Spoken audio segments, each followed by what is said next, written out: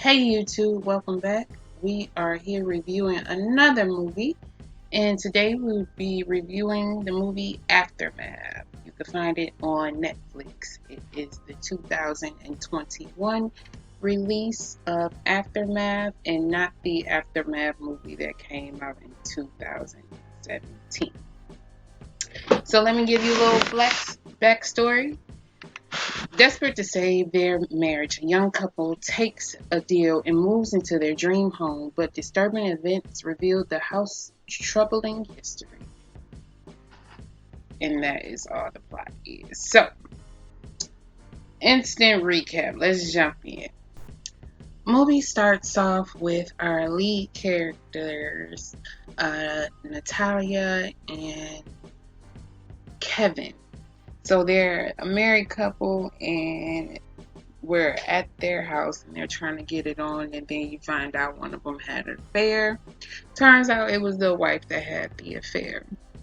So they go to therapy. Well, they've been going to therapy, but you're taking into one of their therapy sessions, and they're just trying to talk about how to make things better, and they decide that they should move.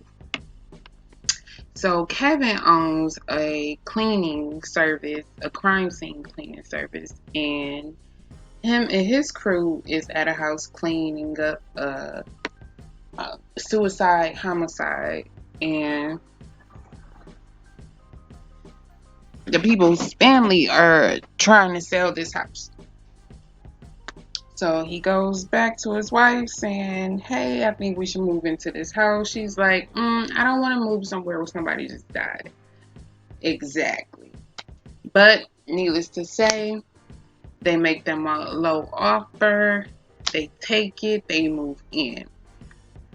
Immediately, things start going bump in the night. And it's happening to Natalia, but Kevin's really not believing her. So then her sister, we kind of get the feeling that her sister doesn't really like Kevin. And her sister wants to have a dinner with them and their mom. So she comes over with food or whatever, and whatever is there in the house gets her. I'm not gonna tell y'all just yet. I'm not gonna spoil it just yet. So then the dog starts getting sick and they have to put the dog down.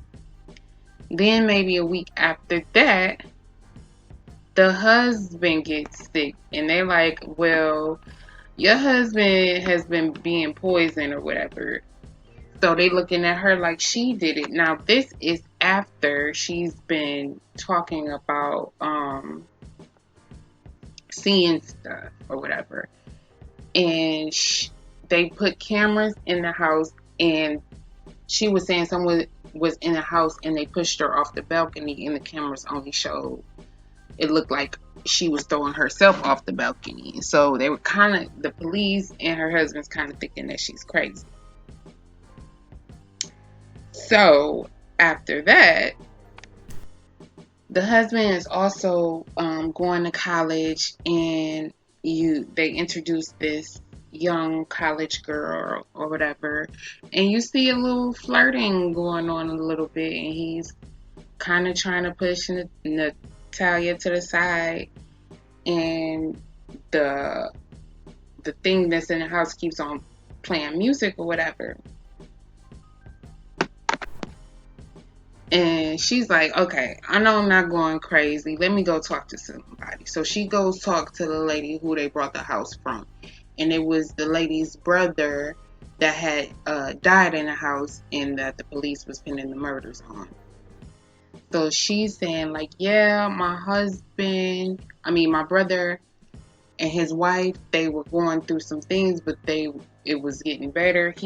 She cheated on him, and they had built the house, and it was like their little love nest or whatever." So she was like, "I don't know what happened, but my brother didn't kill himself, and he didn't kill his wife."